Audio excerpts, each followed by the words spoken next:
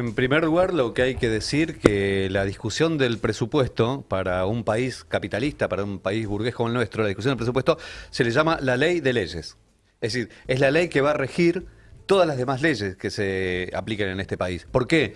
Porque cada ley amerita un presupuesto, digamos, para aplicarla, ¿no? Para sostenerla. Entonces, la ley de leyes es lo que... Ahora, esa ley de leyes, este presupuesto, es lo que les sobra a los grandes capitalistas después del saqueo que hacen de nuestros recursos. Es la primera cuestión que hay que decir. También hay que remarcar que esto se aprobó con los votos desde ya del Frente de Todos, de la Unión Cívica Radical, el PRO se abstuvo y el Frente de Izquierda Unidad votó claramente en contra. Es el presupuesto más chico del siglo en relación a lo que tiene que ver con el PBI. O sea, es de ajuste. Pero, ¿por dónde propone el gobierno que hay que achicar los gastos? Bueno, por muchos lugares. Lo primero que tenemos que decir es que no les importa que los números de la pobreza, la indigencia sean cada vez más graves, ¿no? Que cada vez sea más difícil llegar a fin de mes y, a pesar de esos crecimientos en las cifras, recortaron el gasto social en un 21%, es decir, 21% menos de lo que se presupuestó para el 2021. Y otros ajustes que resaltan también es que la asistencia social se recortó un 22%, vivienda y urbanismo un 56% comparado con el presupuesto anterior, seguridad social un 8% menos. Se recorta también un 15% en educación, pero en algunos rubros dentro de la educación es mayor el ajuste. Sí, por ejemplo, respecto al programa Progresar, se va a recortar un 24%. Este programa Progresar más o menos son 1,5 millones de becas para jóvenes entre 16 y 17 años que quieren terminar la escuela secundaria. Por otro lado, también va a golpear a las universidades nacionales que el ajuste presupuestario tiene una caída de 12%. Veamos un pequeño resumen de lo que preparó la producción.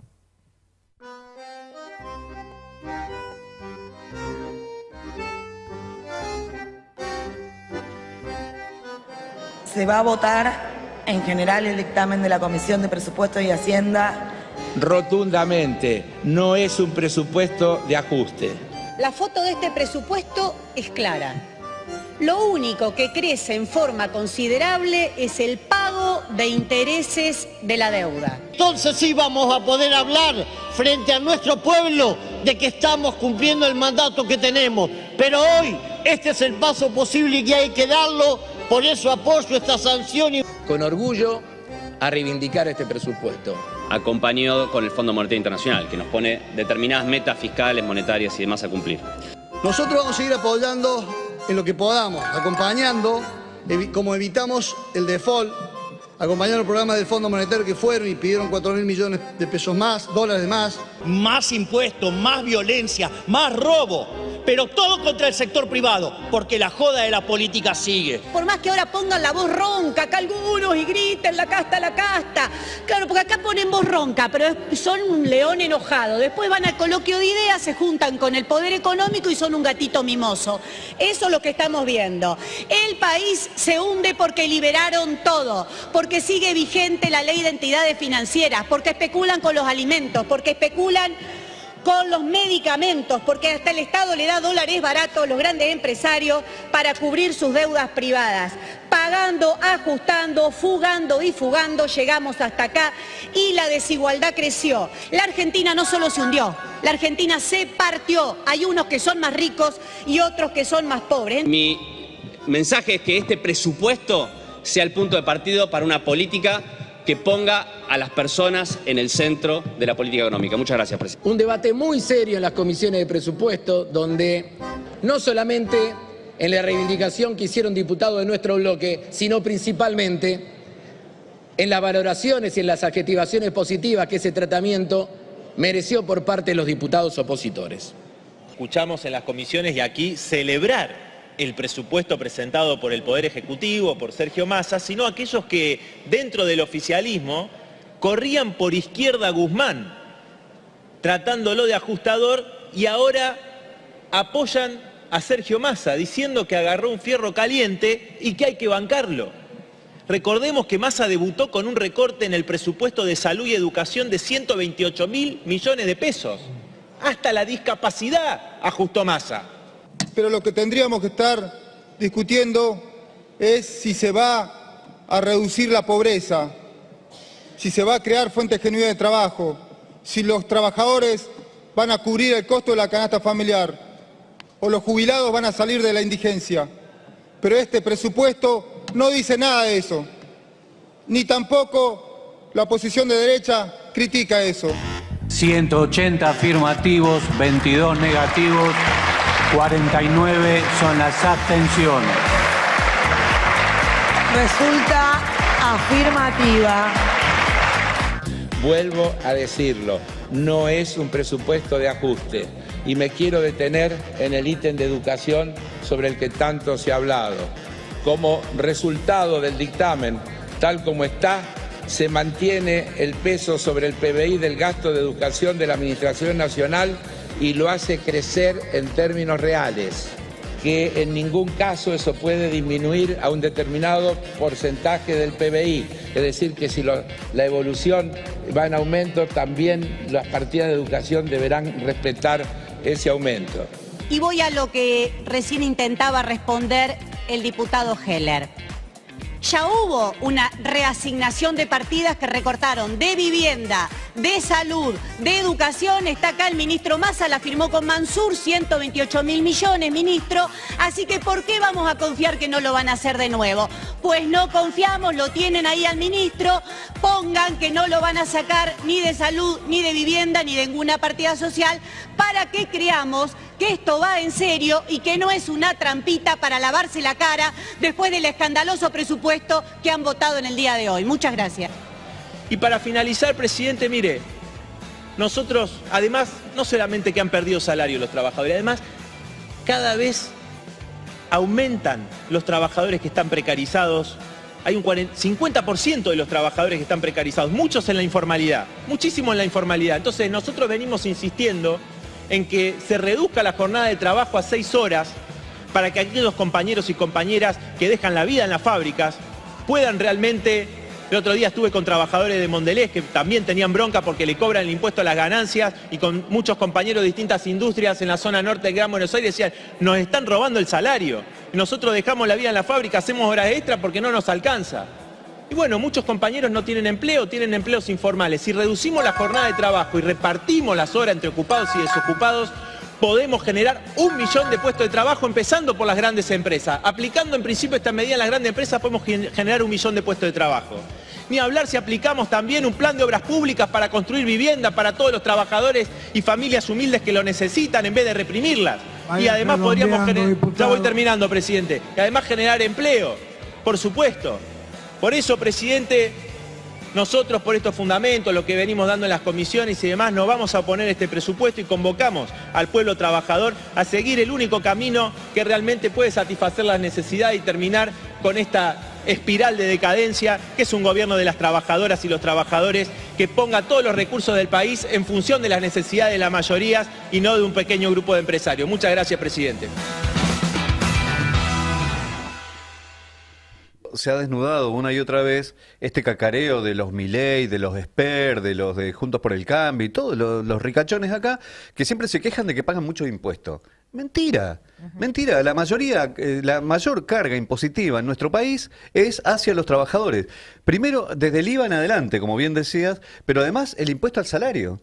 Es decir, ahí hay una recaudación multimillonaria también, claro, para sacarle plata al trabajador. Entonces, y encima de eso, bueno, esto que ustedes relataban, todos los recortes que hay justamente para pagar al Fondo Monetario Internacional, es decir, tributar para la corona. Y esto, después de que todo el mundo se llenó, o todo el mundo, una parte importante de la política, sobre todo los sectores que se dicen progres, que a lo único que hacen progresar es a lo grande capitalista, de denunciar la fraudulenta deuda pública que se generó estos años y ahora se está pagando, y entonces todos los recortes es para pagar al Fondo Monetario Internacional. Porque incluso esta discusión que se generó respecto del impuesto al salario para la justicia, entre comillas, queriendo equiparar la situación de los jueces con los laburantes judiciales, que de ninguna manera íbamos a aceptar de Frente Izquierda, tiene que ver con esto, ¿no? Los privilegios que tiene una casta judicial que venimos denunciando desde siempre, que venimos reclamando la elección libre de los jueces, que ganen como un funcionario, que ganen como una maestra, y que se terminen sus salarios jubilados, pero de ninguna manera equiparar lo que gana un juez con un trabajador judicial, que es la otra parte de la discusión. Hubo polémica, sí, por eso el impuesto a la ganancia. Pero ¿cuánto se lleva de este presupuesto lo que va para el FMI? Mira, o sea, como bien decía Raúl, acá lo único que crece es este presupuesto para pagar la deuda, ¿no? En todo lo que se recaude. La deuda pública se lleva el 16% de los gastos totales de lo que es el 23. Mantiene y aumenta beneficios, sobre todo a vos, a mí, a ninguno, a los grandes, a los capitalistas, a los del campo, de la ciudad, a todos ellos, desde ya. Sí, hay un dato que salió en Cohete a la Luna, que no pueden decir que es del Frente de Izquierda, ¿no? Sí. Claramente son oficialistas, de que el gobierno, con Massa a la cabeza, dio el dólar soja, ¿no? Y cuando dio el dólar soja, hizo, es decir, un dólar especial, y los sojeros se llevaron un fangote de plata. Bueno, dice que todo ese valor de dinero, esa montaña de plata, que solo fueron 30 días, es decir, hubo un dólar especial por 30 días y durante esos 30 días facturaron a costa del Estado un dólar diferencial. Bueno, eso equivale al 184% de lo que en este presupuesto se está justamente presupuestando para ciencia y tecnología en el año que viene. Es decir, les importa más que los ojeros se la lleven en pala que, por ejemplo, investigar en ciencia y tecnología cuando acabamos de salir de una pandemia, ¿no? Claro. El otro punto es que, más que punto, el otro golpe es que el gobierno con este presupuesto también aprobó que Edesur y Edenor puedan aumentar en 90 días las tarifas que, según expertos, llegaría a duplicar las actuales, con las excusas de que tienen problemas para poder pagar una deuda de 500.000 millones de pesos. Es decir, que quieren que los usuarios, todos nosotros, que vivimos acá en el Lamba y en Lamba, paguemos la deuda de ellos, de Edesur y Edenor. Por eso, en última instancia, es un presupuesto de miseria solo para el pueblo trabajador, porque no es de miseria ni para los ojeros, ni para las multinacionales, ni para Edesur, ni para Edenor, ni para todas las empresas que se llenan de guita todo el tiempo a costa del bolsillo del pueblo trabajador. Que Heller dice que no se ajusta. Que Heller dice que no se ajusta. Tienen la cara como una piedra. Sí. Hablan gordos detrás de sillones, en trajes, enfundados en trajes, hablando de progresismo. Esta gente que a los únicos que hacen progresar es a los ojeros y a los grandes capitalistas. Basta. Es decir, verdaderamente ayer fue un punto de quiebre el presupuesto más ajustador del siglo, prácticamente, casi en términos reales, como lo decía Katy, y es verdaderamente una vergüenza. Digamos, lo de ayer fue un punto de quiebre, claramente, porque aún los que habían atisbado, es decir, el Fondo Monetario no, un sector que no votó la última vez, ahora votó alineadito los patitos detrás de Massa y detrás del Fondo Monetario Internacional. Una verdadera vergüenza. De eso sí que no se vuelve. No.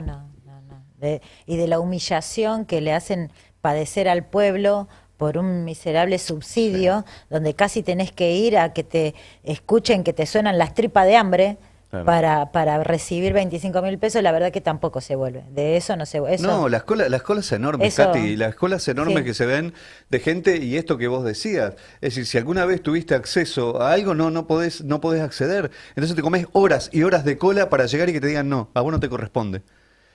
Bueno, es terrible, porque aparte, yo vuelvo a decir, no es un problema de situación de miseria generalizada. Hay gente que se la está llevando en pala, hay gente que se está viendo súper beneficiada con esta situación y que se está enriqueciendo 1000 veces más a costa de la pobreza de las mayorías. Esto es lo que está pasando. Hay más desigualdad. No es que hay un recorte generalizado, no. Le están dando beneficios a los grandes capitalistas y se lo están sacando. Es decir, es Hood Robin, es Robin Hood al revés. Le roban a los pobres para dárselo a los ricos. Eso es lo que está pasando y es el presupuesto de vergüenza que votaron ayer. Sí, incluso escuchábamos a Miriam Bregman que denunciaba la ley de entidades financieras que permite también que los bancos que ganan millonadas sigan ganando. Y en ese sentido, hablando de Miriam Bregman, ¿qué papel vos ves que cumple el PTS en el Frente de Izquierda en todo esto? Y bueno, un poco volviendo al tema, ¿no?, de que el kirchnerismo, para ocultar, ¿no?, toda este ajuste que están haciendo, bueno, salieron a decir la chicana de que no queremos votar a el impuesto a la ganancia a los jueces, que son obviamente privilegiados. ¿No, ¿Es así? ¿No quisimos votar al impuesto a la ganancia a los jueces? Demasiado ridícula esa chicana. Prácticamente sin fundamento. Hay que decir que en primer lugar el Frente de Izquierda Unidad en todo su bloque votó en contra de este proyecto y que Miriam Bregman, Nicolás del Caño, Alejandro Vilca fueron muy filosos en su denuncia, claro, denunciando esta situación. Aparte, saliendo de esta trampa, digamos, es un argumento ridículo, es una bomba de humo, verdaderamente, decir que no le queremos cobrar el impuesto a la ganancia de los jueces, cuando claramente nuestros diputados y diputadas dijeron, separen la discusión, a los jueces todo, pero a los trabajadores no se les toca un peso, porque mal sería el Frente de Izquierda, como teníamos la canallada, de sacarle plata a un trabajador judicial para recaudar para el FMI. No le vamos a sacar plata a ningún trabajador para recaudar para el Fondo Monetario Internacional. Porque incluso lo que dicen es un acto de justicia. Yo inclusive escuchaba a algunos periodistas, progres, analistas diciendo, bueno, pero los judiciales cobran más. ¿Qué? ¿Vos le vas a sacar un laburante para pagarle al Fondo Monetario Internacional? Es decir, vos vas a trabajar de recaudador de Estados Unidos y de la banca internacional sacándole un laburante. ¿Que un laburante no tiene derecho a cobrar un sueldo como la gente? Claro, que supere la canasta familiar. Es como nivelar para abajo, ¿no? Claro, pero sacarle más a un laburante para pagarle al Fondo Monetario. Pues no están diciendo sacar un impuesto a la ganancia para darle, no sé, generar trabajo genuino, para hacer obra pública. No, esto es para recaudar para el Fondo Monetario. Claro. Eso es lo más terrible de todo. Y desde ese punto de vista, nosotros, y es parte de nuestro programa, y lo hemos peleado, y hay proyectos de ley presentados en el Congreso de la Nación y en cada una de las legislaturas provinciales reclamando que todos los funcionarios cobren igual que una maestra, cobren el sueldo de una maestra y que se terminen las jubilaciones de privilegio. Eso hemos presentado una y otra vez y ninguno de los gobiernos, llámese Juntos por el Cambio o Frente de Todos, han querido ni siquiera discutir esos proyectos. Obviamente. Todos encubren a la casta, inclusive el mismo Milei que cacarea ahí, pero como bien dijo Miriam Bregman, cacarea en el Congreso, pero es un gatito mimoso con el poder político y el poder económico detrás de cámara, ¿no? Cuando se apaga la cámara, claro, se revuelca en eso porque es parte de los defensores de esta casta podrida que nos gobierna, pero no solamente de los políticos patronales, sino del poder económico, que son los que verdaderamente están detrás de ellos.